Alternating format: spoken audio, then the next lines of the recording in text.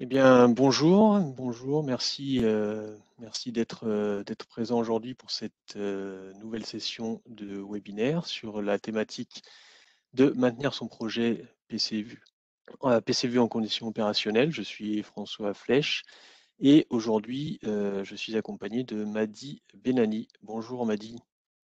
Bonjour François, bonjour tout le monde. Moi c'est Madi, je suis un ingénieur support technique et donc aujourd'hui je vais vous présenter un peu des techniques de suivi de variables sur PCU. Voilà. Voilà, merci Madi, super. Donc, comme je pense que la plupart d'entre vous le savent, vous n'aurez pas la parole aujourd'hui, en tout cas pas de manière audible. Vous êtes nombreux, donc si vous avez des questions, vous pouvez évidemment les poser par l'intermédiaire des interfaces de chat ou de questions-réponses. Et en fin de session, on répondra à ces questions, à ces questions-là. Voilà, donc sans plus attendre, le programme d'aujourd'hui. Alors, nous sommes dans une série sur la maintenance d'un projet PCVue. La semaine dernière, nous avons abordé la gestion des versions. Aujourd'hui, nous allons nous intéresser au suivi de variables et deux autres épisodes suivront dans les semaines d'après sur les audits et sur le HDS.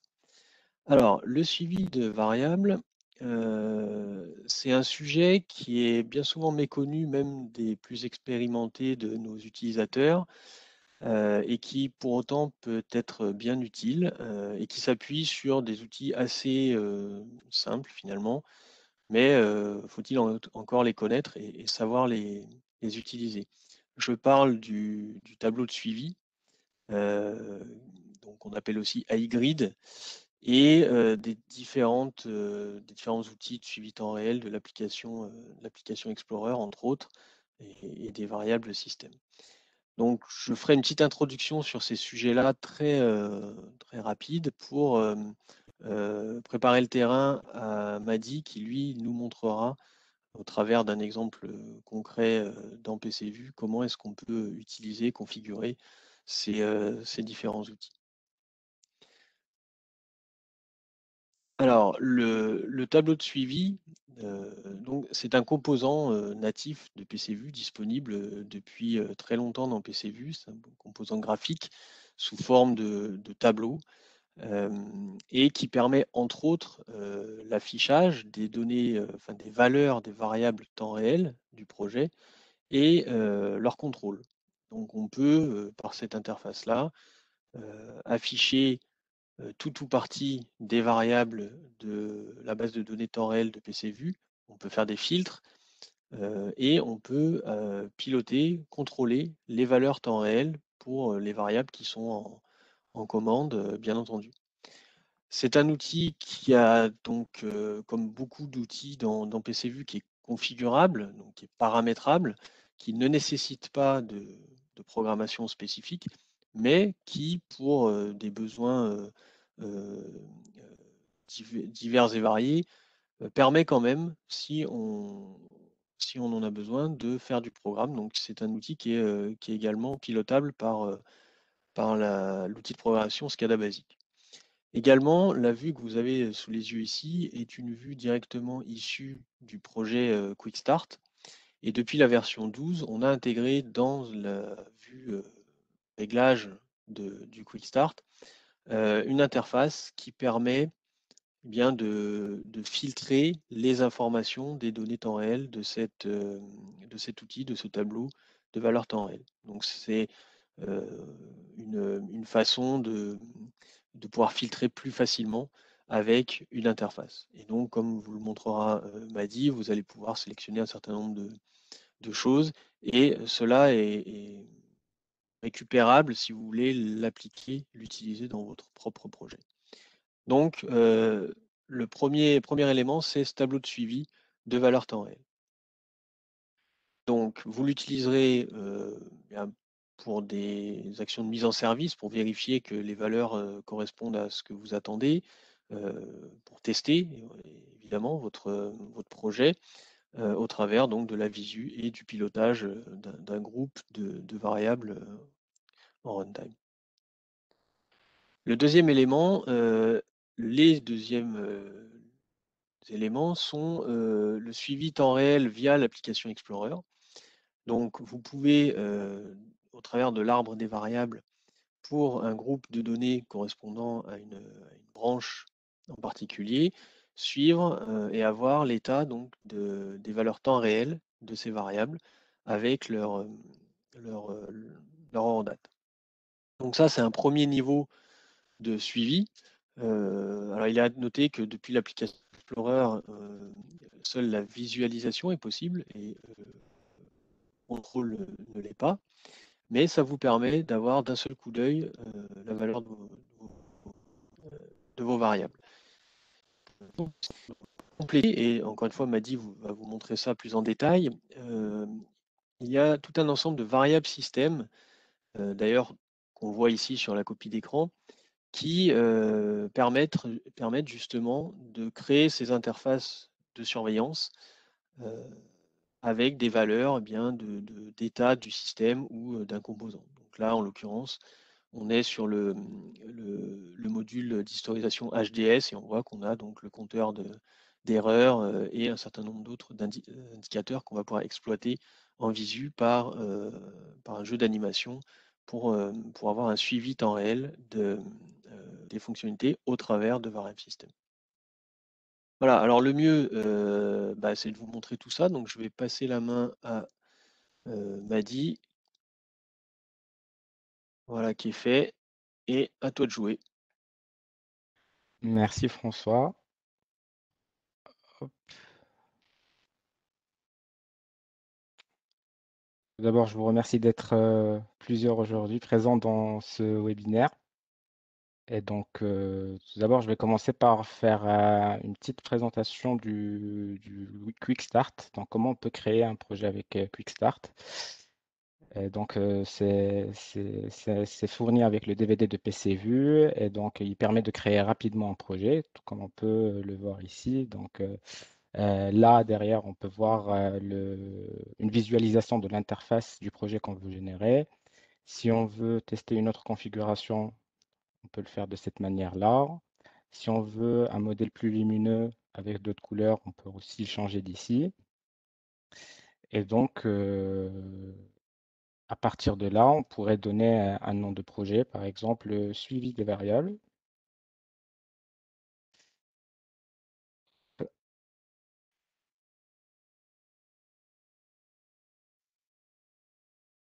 Et donc, on pourrait générer le projet. Ici, il faut valider les changements. Et donc, PCVue va se fermer. Quand on va relancer, on aura notre projet qui est déjà créé ici. Donc, on pourra le démarrer.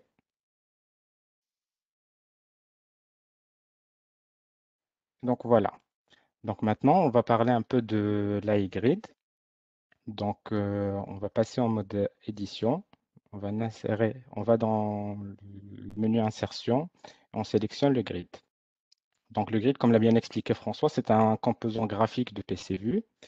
Et donc, c'est un élément qui permet de voir, de suivre les données sous forme de tableau. Et donc, notamment le suivi des variables. Donc, on va dans l'onglet variables et on sélectionne le suivi des variables. Ensuite, on valide. Et là, on aura accès à toutes nos variables en temps réel. Donc ici, c'est toutes les informations en temps réel de nos variables. Aussi, on peut également faire du contrôle-commande à partir de ces variables-là. Donc on peut envoyer des commandes à partir de ce menu, à partir du grid. Donc il y a plusieurs éléments à configurer, que vous pouvez configurer. Donc notamment ici pour les types qu'on pourrait afficher dans notre grid. Donc on peut choisir si on veut afficher que les variables de type texte, que les alarmes, que les mesures ou que les états. On peut aussi choisir de faire un tri par rapport aux variables qui sont existantes. Si on veut en faire un, ne pas en faire ou faire un tri décroissant. On peut aussi choisir quoi afficher. Est-ce qu'on veut afficher le nom de la variable, son livret ou bien les deux? les valeurs de la variable. Donc, pour les états et les alarmes, est-ce qu'on veut afficher leur état ou bien les libellés associés? Et donc, concernant aussi l'envoi des commandes, on peut choisir de cliquer n'importe où pour envoyer des commandes ou bien uniquement cliquer sur la cellule où se trouve la valeur pour envoyer une commande ou carrément désactiver l'envoi des commandes. Et donc, si vous n'utilisez pas de programme pour gérer votre grid, vous pouvez interdire les modifications à partir de cette option-là. Et donc, il y a aussi un paramètre de filtrage. Donc, il y a un paramètre de filtrage normal et un paramètre de filtrage SQL. Et donc, si on va dans l'aide de PCView avec la touche F1 ou en passant par là, donc on va dans le développement de l'IHM, se mettre en plein écran. On va faire du contrôle graphique et là, on va choisir le contrôle grid. Ici, nous voulons faire un mode suivi de variables. Donc, on le sélectionne. Et donc, on a deux types d'utilisation des filtres, donc soit normal, soit SQL.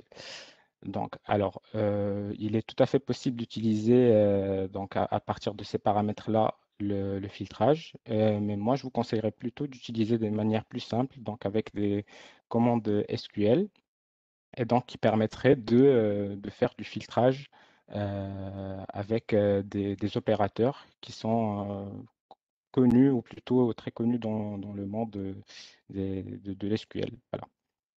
Et donc, par exemple, ici, si on veut faire un filtrage, on a des exemples ici, on peut choisir avec un opérateur égal, donc le nom égal exactement à cette variable-là. Donc, notre grid va afficher que cette variable-là.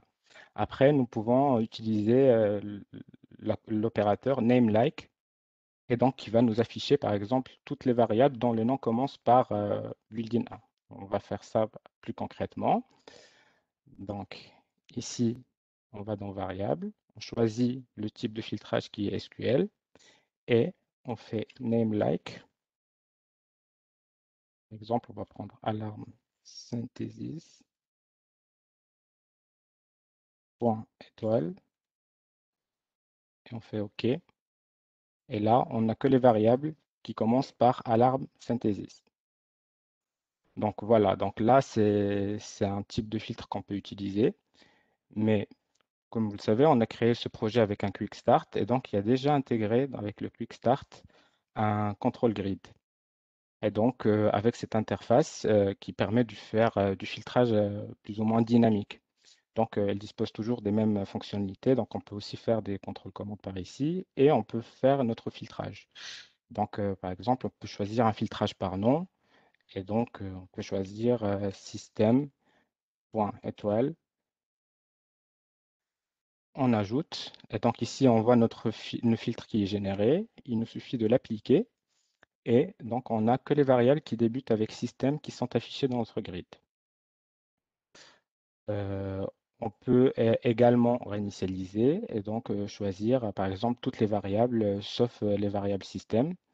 Et donc, on n'a que les variables qui ne sont pas système. On pourrait compléter notre filtre si on veut rajouter d'autres filtres. Par exemple, moi, je ne veux afficher que les variables de type texte. Donc, je désélectionne tout ça et je laisse que texte. J'applique et donc, j'aurai que les variables de type texte. Voilà. Donc, ça, c'est une façon d'utiliser l'iGrid. Donc, vous pouvez y avoir accès à travers un projet Quick Start, comme on vient de le créer, ou bien vous pouvez aussi l'ajouter à votre propre projet. Et donc, vous pouvez le faire à partir de l'ajout de cette bibliothèque dans votre projet. Donc, il y a la bibliothèque LVariable Tracking, et donc elle dispose de tous les synoptiques et de tous les programmes nécessaires pour faire fonctionner justement cette interface. Voilà. Donc, ce n'est pas vraiment restreint au Quick Start, mais c'est aussi possible de l'intégrer à votre projet. Donc là, c'était la première façon de faire. La deuxième façon pour faire du suivi de variables, c'est l'application Explorer. Et donc, ici, on sélectionne notre sélecteur de variables et donc on a accès à nos variables. Donc, à partir de là, on peut voir nos variables. Sauf que la différence avec le grid, c'est qu'on ne peut pas faire de commande à partir de ce menu. Donc, c'est vraiment que pour voir des variables. Et donc, ça peut vraiment servir quand c'est des variables quand on est en mode édition, par exemple, on pourrait voir voilà, la valeur qu'on a si on fait des programmations, par exemple, de communication. Et donc, euh, des fois, il est plus simple d'utiliser ceci en étant en mode exploitation et donc sans passer par le menu. Et donc, pour cela, on pourrait passer par des touches de fonction. Donc, on pourrait créer un raccourci qui nous permettrait d'ouvrir directement ce menu. Donc, on ajoute une touche de fonction. Et donc, dans la description, on va mettre par exemple suivi variable. Dans notre déclenchement, on va choisir une touche. Donc, on pourrait choisir ici, dans notre cas, une barre d'espace. On pourrait ajouter un shift ou un contrôle si on le souhaite. Et donc, le déclenchement, il se fait quand la touche est relâchée. Donc, après, dans les actions, on peut choisir le type des actions. Donc, quand on appuie sur la touche barre espace, qu'est-ce qu'on fait? Est-ce qu'on exécute une fonction? Est-ce qu'on force une animation? Ou on fait une action standard? Donc, une action standard, il y en a plusieurs qui sont paramétrées d'office sur PCVue, donc de façon native. Et donc, dans notre cas, on veut faire un sélecteur de variables. Donc, on sélectionne, on applique nos changements. Et là, donc on est bien en mode exploitation. Quand on touche la barre espace, il y a la fenêtre de sélecteur de variables qui s'ouvre directement. Donc, on peut naviguer dessus comme on le souhaite. Voilà, donc ça, c'est une deuxième façon de faire.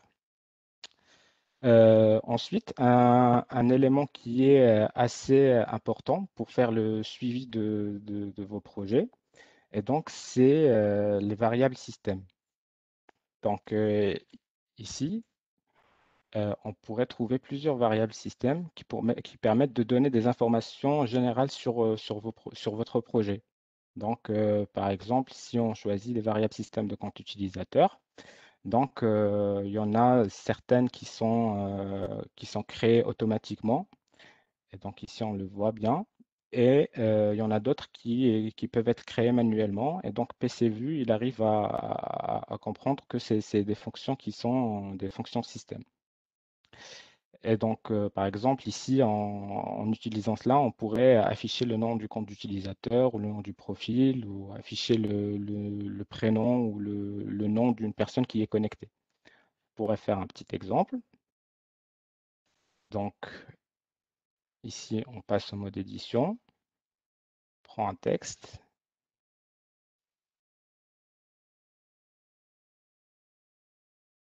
fait une petite animation texte, choisit notre variable. Donc ici, on va dans Système, localhost et on choisit le user. On fait OK. On repasse en mode exécution. Donc ici, il n'y a pas d'utilisateur connecté, donc on ne voit pas voilà, d'information. Donc quand on clique sur la touche F2, donc on pourrait se connecter.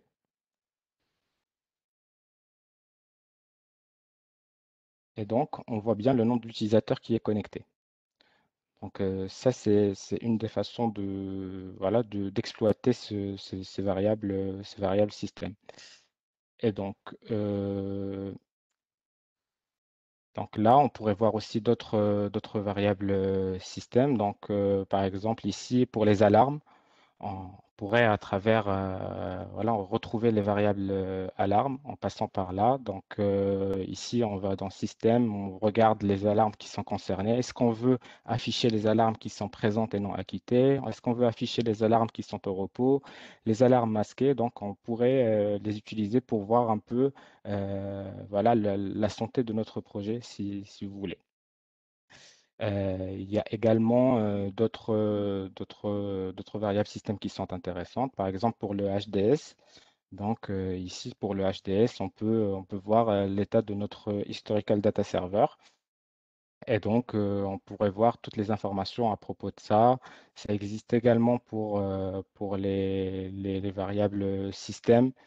Donc, il y a plusieurs informations qui sont disponibles donc nativement sur PCVue et qui permettent d'avoir des informations très importantes. Voilà. Donc, j'espère que ça a été clair pour vous. Je repasse la Ma- parole à François. Madi, Oui. merci. Je pensais à une chose. Tu peux peut-être montrer la vue d'alarme dans laquelle on a, dans le Quick Start, dans laquelle il y a justement des compteurs qui ont été créés en bas à gauche et qui s'appuient sur ces variables système. Donc ça, c'est un exemple de représentation qui existe et qui a été intégrée dans le Quick Start, mais que vous pouvez également réutiliser ou qui peut vous inspirer pour faire vos propres compteurs. Voilà, c'était pour illustrer ce que tu venais de dire sur les variables système. Ok. Merci. Ok, merci. Bah, écoute, je reprends la main donc Ok. pour la petite partie questions-réponses. Donc, si vous avez des questions, n'hésitez pas, c'est le bon moment. Donc, on a déjà un certain nombre de questions qui ont été posées. Alors,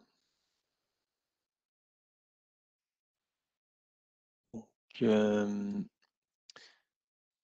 existe-t-il une limitation en nombre de grids dans le projet ou dans un synoptique? Madi, tu veux Alors, répondre oh, oui, je peux répondre. Donc, en fait, il n'existe pas de limitation particulière. En fait, le grid, il est limité par rapport à la taille de votre interface, donc de votre synoptique. Donc, si vous avez un grand écran, vous pouvez afficher toutes les lignes que vous souhaitez, les colonnes que vous souhaitez. Donc, il y a pas vraiment, il est vraiment limité par l'interface graphique, c'est tout. Voilà. Et la question aussi concernait le nombre de différentes grids qu'on pourrait éventuellement afficher. Donc là, c'est pareil, hein. En fait, on est limité par l'espace du synoptique et par la taille du synoptique. Mais après, on peut intégrer autant d'AI grid que l'on souhaite sur un même synoptique, par exemple. Exactement. Alors, une autre question, peut-on exporter les données à partir d'une grid? Alors, oui, il est effectivement possible de le faire. Je pourrais reprendre la main pour peut-être plus Et alors, expliquer ça. je rends la main. Voilà. Hop, écran deux.